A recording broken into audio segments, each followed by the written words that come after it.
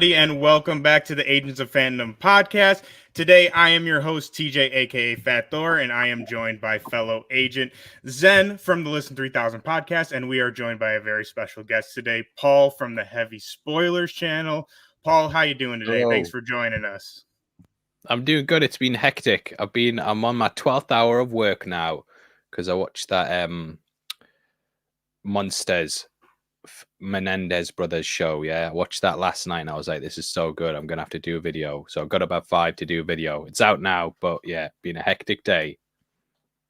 Yeah, I'll stop spamming my stuff. Oh, no, please, dude. You are releasing videos almost every single day. So I know you're a busy guy, so we really appreciate you taking the time today. But today, we are here to talk about the first episode of Penguin, the new series from HBO. This is going to be a new show from Agents of Fandom premiering every Sunday. We're going to break down every episode for you guys. But today, let's get right into this first episode. To start this off, I kind of want to just get your guys' overall thoughts. Paul, I'll start with you. What did you think of Penguin? What did you think of this first episode premiere coming back to Gotham? Loved it. I think I saw it about maybe start of September, so about 2 weeks ago. So I've kind of had to sit on it since then. But yeah, it's just been going through my head. Really enjoyed it. I think the performance is absolutely incredible by Colin Farrell. My big worry was that a Batman show without Batman was going to be like terrible. And you know, I've never seen that Pennyworth show because I just wasn't interested in it. Gotham, they had a young Bruce in and they had the Rogues Gallery. But I was a bit worried that not including him was going to cause issues. But first episode out of the way, all my worries, anxieties about it have completely disappeared. Matt Reeves killed it again, smashed it. Happy to have the guy doing Batman movies. Yeah, I 100% agree. I thought it was absolutely fantastic. I thought, like, if you didn't know Batman and you weren't in, like, you had no idea about this, you wouldn't even know it's a Batman show. Like, it's just a straight up almost mobster show. Colin Farrell, absolutely fantastic. And this episode is going to be really fun because usually I'm like the comic guy here and I'm coming with the comic knowledge. But Paul, you are a massive Batman fan, and I know that you have read way more Batman than me. So it's going to be fun getting your take on this. And also, I want to say, too, we're going to be talking under the assumption that you have all seen The Batman. But if you haven't and want some more context on that, go check out Paul's most recent video breaking down Penguin. He does an amazing job going through The Batman, all the connections there. But Zenn, throwing it off to you. What did you think of this first episode of Penguin? And again, how did you feel just being back in Gotham?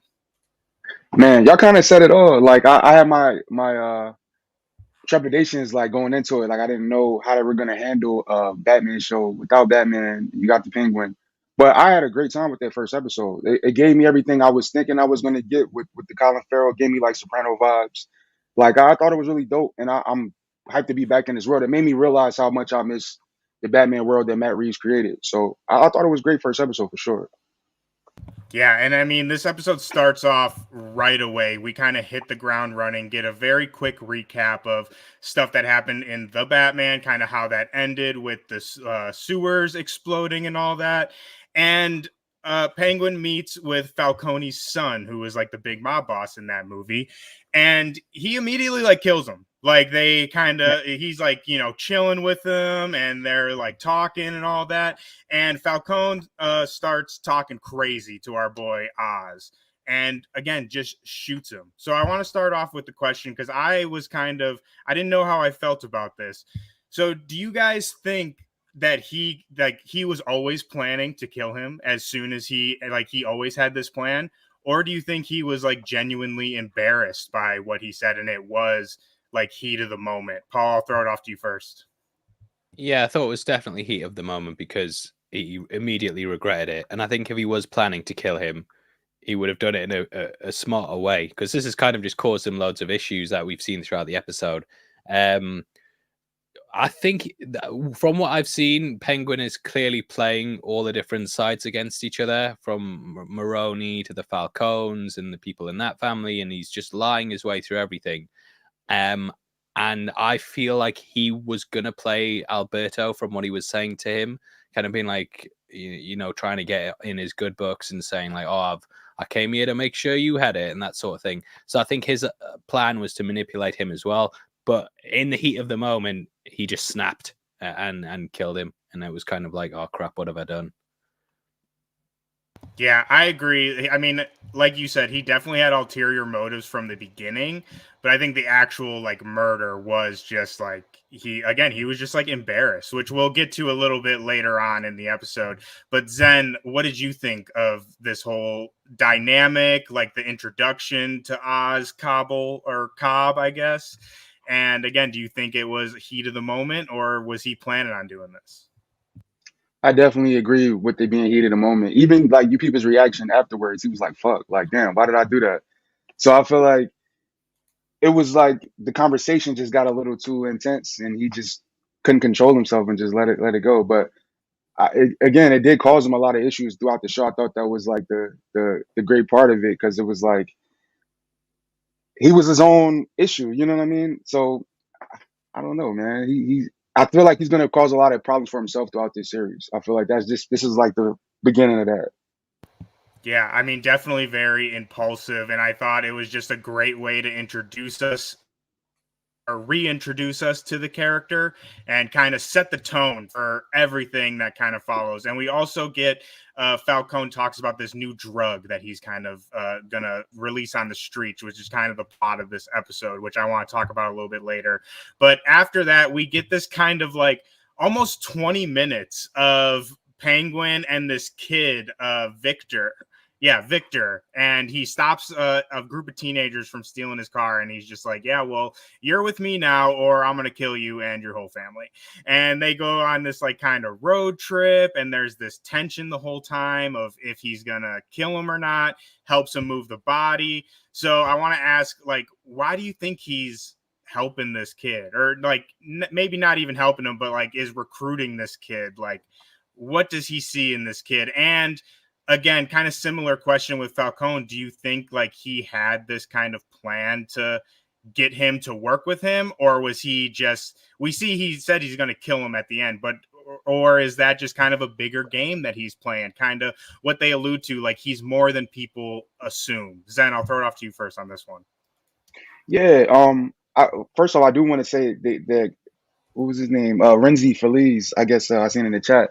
He did a great job from what I've seen so far in the show with that character. I really like just from that little bit of scene between them two, it really made me like invested in more about him. But I do think it was a spur of the moment thing with him kind of taking him under his wing.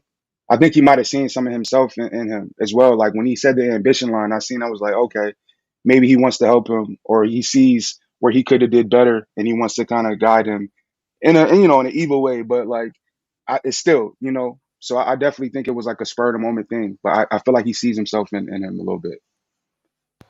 Yeah, I definitely agree, and especially when the kid was like stuttering, I feel like he definitely had like a look like he's like, damn, all right, dude, like chill. But Paul, what do you think about this little Penguin and Victor road trip?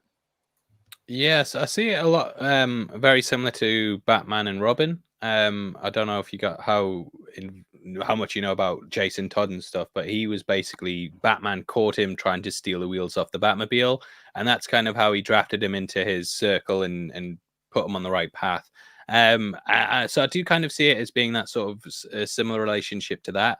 And I just see Penguin, he told that story to Alberto about the guy from his neighborhood who was a Don and had the cigar and stuff. And I think he grew up seeing that and wanting to emulate it, which is why he's kind of now doing what he thinks that guy would do in a situation, which is take Victor in, look after him. I think they touched upon Victor's house being destroyed in the floods. Or so he feels like he's doing right by this kid by taking him and kind of putting him on this path that he's seen success through himself. Yeah, I 100% agree, and that's such a great analysis of the scene. There's definitely a lot of parallels to like the Batman Robin relationship, and I just think he has again ulterior motives, but through this little adventure, he's kind of like, oh, okay, I kind of see a little bit of myself in this kid, like you were saying. And I also want to shout out your video again, because I think that you brought up a really great point in that. In the sense of, in this first episode, we really see a lot of the duality of Gotham and how, you know, the top mobsters and like even Bruce Wayne, you know, live in these big mansions, but we see, like you mentioned, Victor's house completely wiped out because of what happened with the Riddler, which, I mean, ultimately Batman stopped him, but those people are still all out of homes. So they are the ones who are lumped with this kind of weight. And I just really love that. And I think this first episode really goes into that well. And next up, I want to talk about, which I think, again, Colin Farrell is fantastic, but I honestly think that she steals the show in this, is Sophia Falcone, the sister of Alberto Falcone. And so she comes in fresh out of Arkham. This is when Oz is kind of explaining his plan for the drugs with the higher up mobsters. And she, again, just amazing entrance. She's like, I mean, she kind of says it later on in the episode, like kind of crazy, but it's like maybe not as crazy as she portrays herself. And again, just really kind of steals the scene. So I want to ask you, Paul, one, again, you're the kind of Batman expert here. Like, what do you know about her character from the comics? And how do you think that her introduction was in this show? Oh, I mean, it's quite a big deviation from the comics. So she came into the books during the Long Halloween, which is sort of a year two story. That's when Falcone was still alive. He was her daughter, and basically there was a killer going around murdering people called Holiday, leaving little holiday packages there. That was revealed to be Alberto. So they've completely basically got rid of that character. But in Dark Victory, she seemingly got paralyzed at the end of Long Halloween, and in Dark Victory, she was in a wheelchair, kind of still running the mob side of things because her father had died. But the murders were still happening. Only this time they were happening to the police, and this was a serial killer called the Hangman, who was leaving behind games of Hangman for people to solve. And in the end, it was revealed to be Sophia. But it seems like they've kind of already skipped over that, and they're already calling her the Hangman, and she's sort of already been let out of Arkham. So it's quite a strange way to take things. But obviously, you know, if they had have just adapted that story, everyone would be like, oh, well, Sophia is the Hangman because we've already seen that in the books. So I think it makes it more interesting, the fact that I don't really know. I mean, I can talk about her in the comics for half an hour at least, but in terms of the show, I've got no idea what they're actually going to do with it. Yeah, and I think that's what, like you said, makes it so exciting for both new people and for fans of the comics, because I think Matt Reeves is doing this very well with his kind of more grounded universes. We have characters we recognize, but there is like really interesting twists and kind of takes on them. So that makes me very excited. But Zenn, what did you think of Sophia Falcone's introduction? What do you think her deal is? What's going on there? I thought that character was dope. Again, I wasn't really familiar with the character, so that crash course right there was love for just getting a Thank little you. bit more backstory on that character. But what she did in the episode was really crazy. I feel like um Oz wasn't prepared for her to come back into the picture.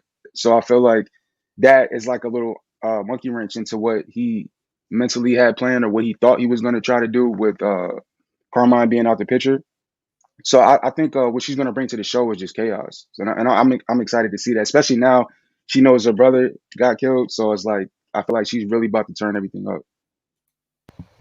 100%. And I love too how she explicitly says to Penguin, again, like, I see that you're more than people assume you to be, which is one of my, I think that's like kind of what I took away from this first episode and our, you know, going down this road with Penguin is that's one of my favorite things about this character, is that he is more like everyone kind of writes him off as a joke, and especially with like his, you know, interpretation in the old Adam West series and in the Batman animated series, like a very jokey, goofy kind of character.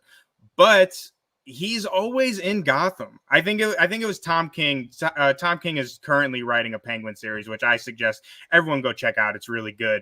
But he described it as like, you know, Batman fights like Apocalypse and these crazy, you know, big villains.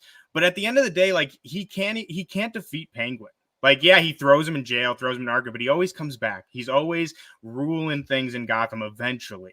So I think, again, this whole idea of underestimating him and him using that to his advantage, I really got from this episode. And it's something that really comes into play, I think, when he meets with Salvatore Maroni.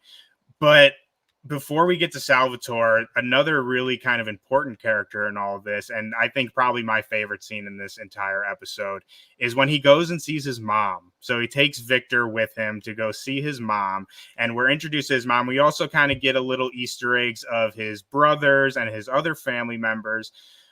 But we got to talk about his mom because she's nuts, dude. I love her. Like, kind of going back to the Sopranos correlation, she totally reminds me of Tony's mom in that show. And we see that she's definitely dealing with a little bit of mental issues, maybe a little bit of dementia. And he straight up just tells her like like he's like, yeah, I killed this guy. She's like, are you a little pussy boy? Like, just like straight up demeans him. And like we kind of see again going back to like Alberto Falcone, like him being embarrassed. Like he straight up is like, yeah, he laughed at me. And like I know like Penguin's not a good guy and he's like a bad guy, but that made me feel for him a little bit. I'm like, damn, bro. Like I think all of us have felt that before, felt embarrassed or anything like that. So, but I mean, obviously don't take it to that extreme. But Paul, again, being the Batman expert, I'm not really even familiar if Penguin's mom is in the comic. So one, again, kind of quick overview, is she in the comics? And two, like, what is your take on her? A great question that you proposed is like, do you think that he's telling her this because she'll forget? Or I like kind of one of my takes. I don't know. I feel like she's like very in on this shit. Like she's very, maybe not like involved in the business, but like counselor to Penguin. Like she knows all of this, and it's not just because she's gonna forget. But I'll throw it off to you. I'll stop rambling. Yeah, I would say that he probably tells her because he knows that if the mob show up and take her hostage, that it's pointless because she's got dementia and she could be saying anything. In the comics, she was called Esther Cobblepot. She looked after him quite a lot. I think his father was called Tucker Cobblepot. He was a bit of a dickhead. So she kind of like raised him and was really nice to him. There's not really that much about Esther in the comics. I think Penguin of Pain and Prejudice is a book. I'm butchering that title, I'm pretty sure. But yeah, that tells basically his origin story with his mother. She's quite heavily involved in that. But outside of it, I can't think of a book off the top of my head where she's that involved within it. I don't think she is a big part. I'd have to look it up, but I'm pretty sure. At least she's called Esther, right? I'll put my hat on that and say at least I got that. She's we know she's Esther for sure. But yeah, all my knowledge of her, I mean, not even knowledge at all. I don't think she's called Esther in the show, though. I don't think she's called Esther in the show. I think she's called something else. I can't remember what it is. But yeah. Yeah, I have no idea what her name is. Well, maybe someone in the chat watching can remind us. But my entire knowledge of Penguin's family or, parents is Tim Burton Batman, where we see, like, we don't even see their faces. They're just doing the little carriage and they drop them or whatever. But Zenn, what did you think of Penguin's mom? Because again, I thought she was a crazy character and I immediately love her. I hope that we get a lot more of her in this season. Yeah, I agree with you there, man. She was a crazy character. I think it's dope that with this show in itself, it's just giving more context to the Penguin and why he's the way he is, and just giving that backstory. And you're seeing his family dynamic, and it's like, all right, so everybody's a little throwed off around you, so that's why you kind of went this way. You know what I mean? So I thought she was a dope character. Again, I'm excited to see how. Like again, I hope we see more of her coming back this season because it was crazy, definitely. Yeah, and I think, like you said, it really gives us a really great insight into who this guy is as a character, which, again, I think that's what really made this first episode a major success to me, is it reintroduces us to the world Matt Reeves has set up, and, again, reintroduces us to the Penguin, but, like, really invests us in who this guy is, like, not needing Batman to carry the show, which, like you guys both said, was a major concern going into this. And I want to ask, this is just like, I think it's a little silly, but some people feel kind of very strongly about it. And especially Paul, again, since you're the resident Batman guy here, what do you guys think of this whole name change thing? Because I've been seeing a lot of like controversy about it online. And so in the comics, his name is obviously Oswald Cobblepot. In the show, they've said that they have changed that to Oz Cobb or Oswald Cobb. And I'll just say my take really quick. Like I said, I think that's a little silly. Like, I totally get like people's point of not being like embarrassed of the comics, you could say. And I agree with that in a lot of cases. But this one doesn't really feel like that to me. It just feels like just a small change. And I would even argue like just because it's Oz Cobb, that doesn't mean his full name might not be Cobblepot. They just like call him Cobb, right? But Paul, what do you think about that? Are you like kind of like, no, he has to be Oswald Cobblepot, or does it, does not No, really phase you? no, not really. I mean, I don't really understand why they needed to change it, but they did, and whatever reason comes from that, we'll see. But yeah, it doesn't really bother me, to be honest. Yeah, Zen, what do you think? Are you strong on the Oswald Cobblepot, or does Oz Cobb vibe with you? I don't really care either way. It is a little strange to me though that they did change it because it's just his last name. I don't see the big deal if it's Cobblepot either way. But I mean, hey, if whatever Matt Reeves, I guess, fits this the grounded world he's making, I guess. But yeah, I didn't really, it is what it is. Yeah, with how good the show is, it's like if that's your criticism of it, it's like, okay, like there's Yeah. there's a Right. lot of other things. But we got a great question here in the chat I wanted to bring up from David McLean. So he's asking Paul, do you think that the plot line of this could be setting up anything in Batman 2? Yeah, I do, because I think I think the question there that you've asked, you're kind of talking about the Marvel shows, and I feel there's way too much going on in Marvel for it to kind of it's all so many different plot lines going off that you don't really know how it's going to play off. But this is just like setting up the Penguin, who is going to probably appear in Batman 2. So I do feel like it will be consequential. I do think it's a very ground level story. I don't know how high up we're going to go towards things. But I do feel like by the time we get to Batman 2, we're going to see a completely different crime structure in Gotham. I think there's going to be more supervillains involved instead of just the mafia and the corrupt politicians and stuff running things. I feel like this series is going to be what kind of clears that out, and kind of sets up characters like the Penguin, the Hangman. I think Sophia probably will come back as the Hangman. I feel like she's going to snap at some point in the season. And Long Halloween, which is this Reeves' stuff sort of based on, that was basically the birth of the supervillain in Gotham.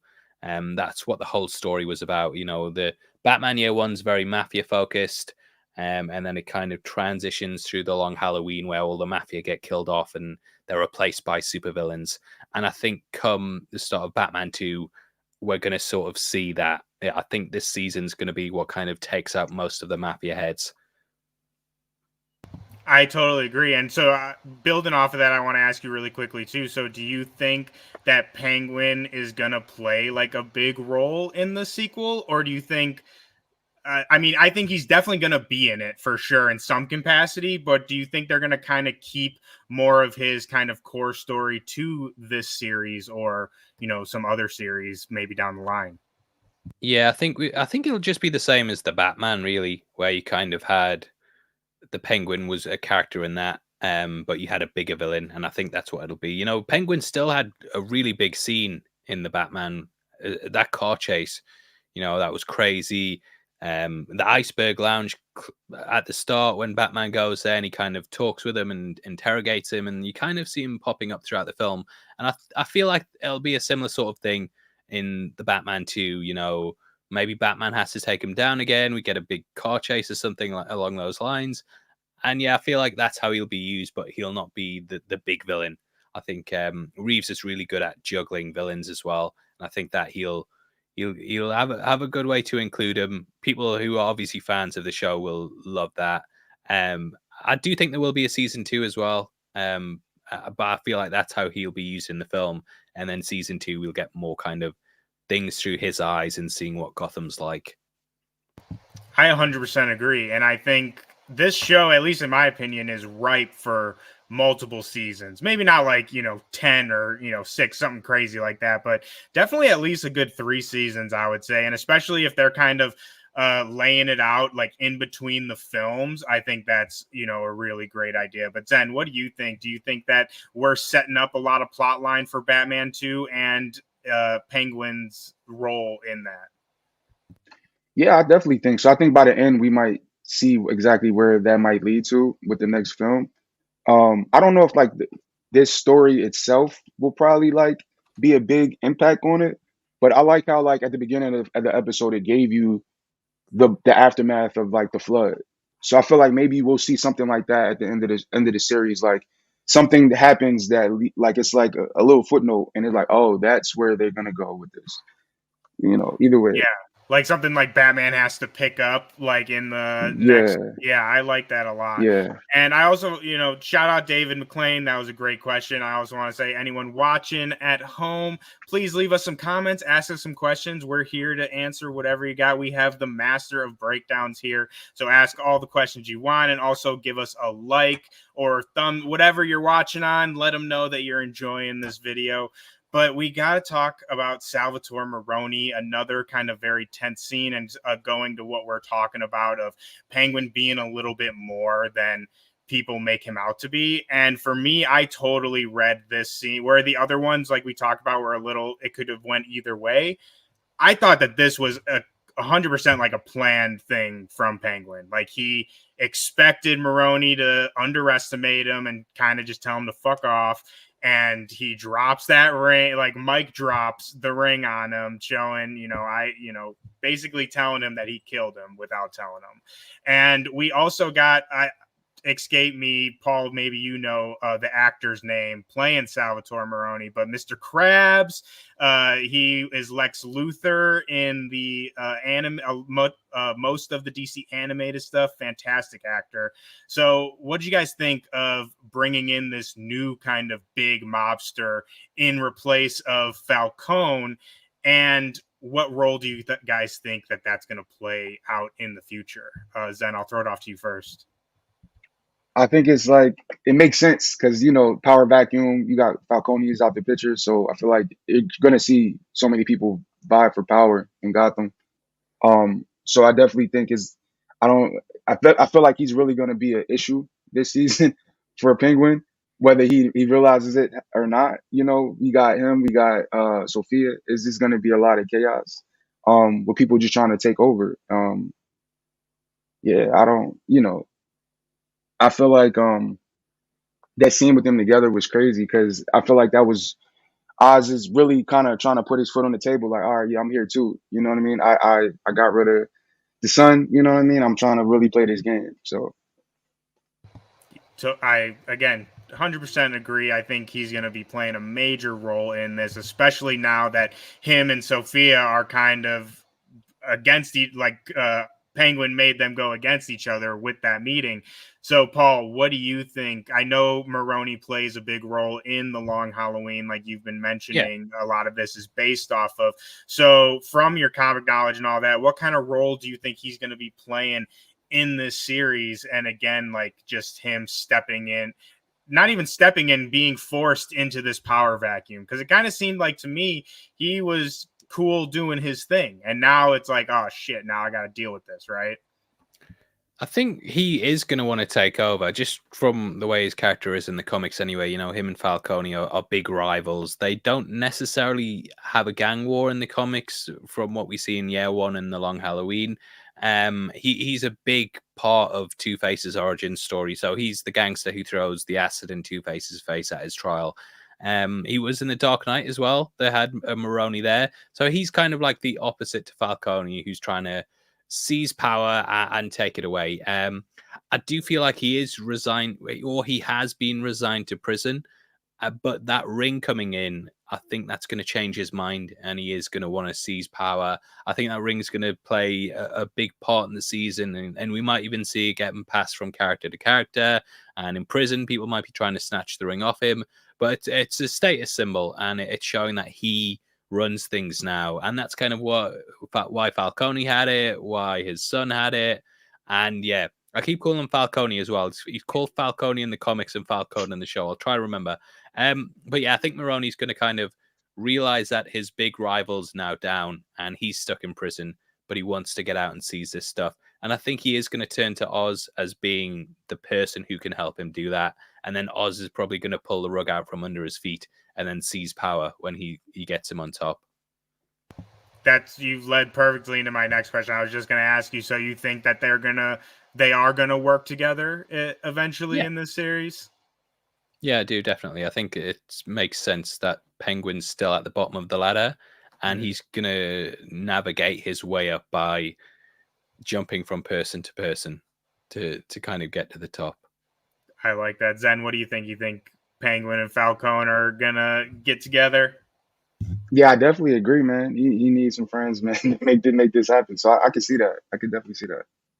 Yeah, and I think, like you said, Paul, he's definitely going to be, like you said, playing both sides. Like, we're going to see a lot more of him meeting with Sophia and meeting with, Maroni, which, again, going back to Sophia, why I love that character so much, it just makes me excited to see, like, how she's going to react to those kind of situations. Because, again, it's like she's on to Penguin. It almost makes me feel like, which kind of is a great another question, it kind of makes me feel like she's also kind of playing him a little bit. And again, kind of like how much more does she know than she's letting on? Paul, I'll throw it off to you. Do you think that she knows more at this point than what's going on? Or is she just like genuine, like just overall skeptical of the whole thing?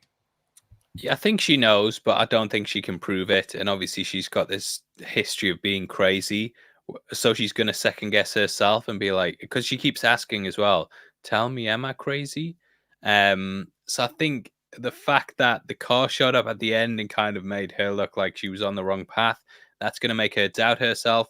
And so I do feel like it's going to be that sort of thing where she is getting stuff right, but she has another side to her that's kind of telling her she's wrong because she knows she's crazy. Yeah, 100%. Zen, what do you think? Do you think that she's kind of discovering it as, like Paul says, she knows what's going on but can't prove it? Or does she kind of have another kind of master plan that maybe she is unfolding, kind of fooling everybody? I definitely think she knows what's going on but can't prove it. Yeah, I feel like she's, again, like battling with herself. Like, am I really crazy, or is what I think's going on really going on? You know what I mean? So I feel like we're also probably going to see a lot of that throughout the show too. Her kind of like battling with herself mentally, trying to figure out, is she really onto it or is she not? That's a great point that I didn't really consider either, is because like I kind of read it as she was just kind of trying to intimidate Penguin and all that. But I think that's a great point and something to consider, is like she's questioning herself as well. Like she's questioning her own mental state, which again, I never really even considered, but I really enjoy that. I really like that. And I really hope we get more of that, of like you guys said, she knows what's going on, but she's also questioning herself because she's genuine. Like, again, I thought she was doing that as an intimidation thing, which probably is also true. But I think, like you guys said, she was genuinely asking, like, am I crazy? And something else was, we get another really great car chase, like Paul, you mentioned, like that's one of the biggest scenes in the Batman. We get another one with Penguin, which my dude's got to stay away from semi trucks because he has been foiled. Like that's his greatest enemy right now are semi trucks, because he's been foiled by them twice now. But he gets captured by Sophia's people, and we get like a little torture scene, what we were just kind of talking about, where Sophia's like, am I crazy? They do like this crazy scene with this chicken wire on his like arm, which I was expecting it to go around his neck or something. I thought it was kind of funny and also creative. Like they went, because imagine that in your armpit. Like, oh, that's, I could like feel that when they were doing it. But again, like kind of saying, I feel like I keep going back to the same question, but I feel like almost every scene kind of presents us with these kind of moments of, we see that at the end, like once this interrogation is all over, we see at the end that Victor crashes the car into the thing, and like they had this plan all along to bring in Alberto's body and all that. But again, do you guys feel like in that moment, especially so they bring out one of the kids that were going to steal his car, and he's just like, yeah, like do it, kill him. And they kill him, which I was a little shocked at that. I didn't know if they were going to go that far with it. And again, do you think that he genuinely was like freaking out in that moment? And if Victor didn't come through, do you guys think that he would have spilled the beans? Or again, master plan, manipulator, all that? Paul, looks like you got something ready to go, so I'll throw it off to you. I think just the way he was willing to have that kid killed. I mean, I don't really know what Sophia's proof was, you know what I mean? And I think just giving Maroney the ring, that would have eventually got out that he was walking around the prison with it. I'm guessing he would have worn it. So I do think that Penguin would have bought himself more time. Maybe they would have tortured him for a couple of days or something, but I think eventually the Maronis would have taken credit for it, or it would have been perceived that they had an involvement in it due to them having the ring. I think that the once the ring was given to Maroney, I kind of feel that was it. I feel like it was, I'm passing the blame to you because he sat and watched that scene from Gilda where the song is like, put the blame on me. And I think that's when he realized what the plan was and that he was going to put Alberto's death on someone else. And Maroney's the perfect fall guy for that, really.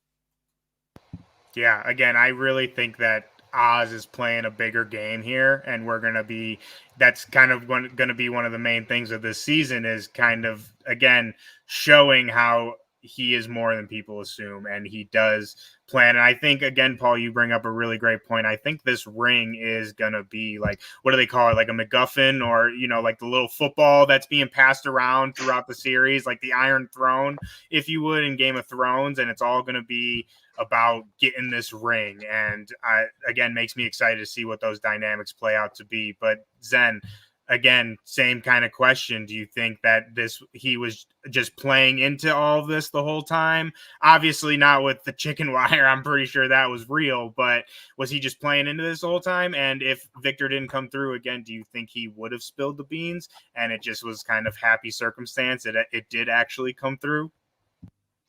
Man, I feel like I was underestimating him this episode, to be honest with you, because I feel like I wasn't thinking he was that smart. I don't want to like take a shot at him, but I don't think I wasn't thinking that he was thinking that big. But I felt like he was. Like, having Victor do that, that shocked me. I'm like, oh wow, so you really were thinking a little bit further ahead than I even thought watching the episode. So I do think he did kind of have that planned out in advance for sure. So yeah. And that brings up another great point that we kind of brushed over a little bit. I kind of want to get a little deeper into is Victor's character. And we see through this first episode, I mean, obviously he's scared shitless of the Penguin. He, I'm assuming only starts working with him under the threat of being killed and his family. But we see him kind of really kind of shift throughout this episode. And he gets kind of a little motivational speech, which again, going back to the great performance by Colin Farrell, some real great monologue there of him talking about, people like us have to take what we want. Like, no one's going to give it to us. And at the end, Victor comes through with the plan. And it seems like he's a lot more like, oh, I'm into this, as opposed to like, I'm under, threat of this guy. So I want to ask you guys, again, maybe this is comic knowledge I don't have, but I actually did Google Victor and I couldn't find anything on him. So I think he's an original character for this series. And correct me if I'm wrong, anybody, but what do you think his role is going to be throughout this season? And like, do you think he's going to be playing a bigger role as opposed to just, Penguin's henchman? Like, maybe he becomes a different character. Zenn, I'll throw it off to you first. What do you think we're going to be seeing from Victor? And again, just kind of his progression through this episode. I feel like we will see him progress as a character. He'll probably just wind up becoming like Penguin's number 2 and being a little bit more sure of himself and in that role. I feel like we are like, again, I feel like we're already starting to see a little bit him even planning the car situation. I feel like that's, from what we've seen him stuttering at the beginning of the episode to him doing something like that, I feel like we're going to see him rise up a little bit under as Penguin rises, he'll rise as well. I definitely think we'll see that. 100%. And Paul, I'm sure you picked up on this as well, but I totally noticed that the stuttering got less and less throughout the episode. Like in the beginning, he like could barely even speak, and then at the end, I don't even think. Maybe again, someone please correct me, but like towards the episode, I don't remember him really stuttering at all. So, Yeah, I don't Paul, think so. again, what do you think of Victor's role in all of this? His progression throughout this episode, and again, is he? Again, how I kind of feel, is he like all in on this towards the end, or is he still like under the threat of Penguin? I think he's kind of under the threat of him. I do feel like he's going to be used as a patsy as well. I think the choice at the end is going to come down to Penguin choosing to rise to power or choosing to save Victor. I feel like that's the dynamic it's going to go with, and I think it might come down to a choice with Sophia finding out that one of them was involved in I feel because they were both at the club when Alberto died, and I feel like it's going to come down to her being like, well, I know Alberto was at the club and you two were as well. Did one of you do it? And I think Penguin's going to give up Victor. That's how I think it's going to go. It might That's not. gonna be Wow, rough, dude. If that wow. happens, that's gonna be Yeah. rough. Because I also think, which I really like Victor, and shout out our editor in chief TJ. He is gonna be Yes, dropping sir. an interview with Victor, aka Renzi Feliz. So be sure to check that out when that drops. But yeah, I think that would be a great way to subvert our expectations. Because if you would have asked me that before you just said that, I would have been like, "Oh no, he'll save him in the end, right?" But I think that would be a good way of again establishing like who Penguin is as a dude. Like he is not a good guy, and I'm worried. I'm worried for Victor. I mean, he's definitely coming in contact with Sophia for sure. I think, like you said, Paul, she's gonna take him captive or something like that. Like I said, I'm kind of sweating for my boy Victor. Yeah. But we gotta again, we have the master of breakdowns and theories here. So I gotta ask I've about just seen one of the stupidest things on Twitter that I can't even. I'll have to say it. I would say So please Victor. do. So Victor, people are theorizing that Victor is Victor Freeze, aka Mr. Freeze. And this is What? because, Wow. right? And he has a slush puppy at the end, and it's like setting up Dude, it all him living connects. It all frozen. fits. Yeah. Yeah, that would be crazy. Like a young Victor Yeah. Free. That's Yeah.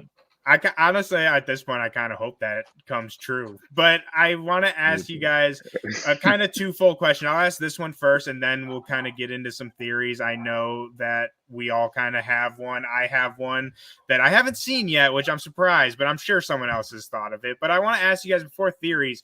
Do you guys think that we'll see any other Batman characters show up in this season? I mean, I don't think Batman himself, but maybe a Harvey Dent, maybe a Basil Marco or Marco Basil Clayface. Do you guys think that there's a chance that we could be introduced to a little bit more villains, even if it's not in their super villain form? Paul, I'll throw it off to you. I don't actually. I think there might be the odd one, but I can't see there being that many people. I can see it being like maybe a policeman character like Renee Montoya or something, or Harvey Bullock, maybe someone like that. I could see, but I don't think it'll be like a famous character. Yeah, I was thinking maybe Jim Gordon. I thought that would be cool. Yeah, Like bring him in for a quick, maybe not like a whole episode, but maybe just, Oswald's in the police station. He comes in real quick. He's like, "What are you doing, man?" I don't know, something like that. But Zen, what do you think? Do you think any other villains or characters of the Batman world are going to be showing up here? When you first posed the question, I was thinking no, but the more I think about it, maybe it could be like references. They could reference certain people. They're like, their real identities. This person, that person is around. You know what I mean? I feel like that could happen more so than we actually see them in the show. Yeah, and I mean I think Riddler would be cool too if they got Yeah. him to come back. We already see the guy in the subway with the mask and the QR code and everything, Hmm. which again, I love how they're like heavily acknowledging the events of the Batman. So that kind of gives me a little hope that maybe we could see a little cameo from someone. Again, I'm not expecting like, Barry Cogan, Joker, or, the Batman to show up, anything like that. But I think, again, like Jim Gordon, someone like that would be really cool and really fun. And so now to the theories, I want to talk about where do you guys think, not only where do you guys think this season is going, but do you guys have any crazy theories or even maybe not as crazy that you think that we might see this season? Again, kind of going back to maybe setting up things in the Batman 2. Paul, in your video, you brought up a really great one about Ace Chemicals possibly coming into play. So I'll throw it off to you. Do you got any theories, anything, especially with kind of all the little Easter eggs you found in this episode? Yeah, I think them talking about the evolution of the drug, I think that's either going to go into Smilex gas or um fear toxin or something. I think it's going to set up someone like that. Um Yeah, that would be my big theory. I think that new drug's going to kind of elevate it, and I think it's going to be what Penguin and Sophia get a hold of, and that's going to be sort of what pushes them above the other gangsters as well, and then that'll be what helps them to build the empire.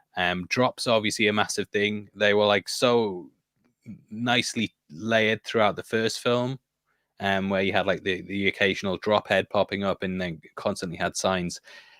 And I feel like that's going to be kind of what they do. They're going to set up the new drug, the new high for the next film.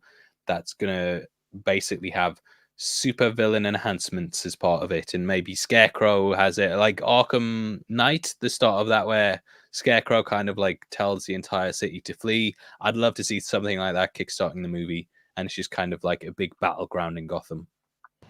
Yeah, that was my big one. That's immediately where my mind went when he said that he was like altering the drug was fear toxin. And we even get that little scene with, which is not like big at all. It's probably just me over analyzing everything, but he does talk to like that scientist chemist about the drug.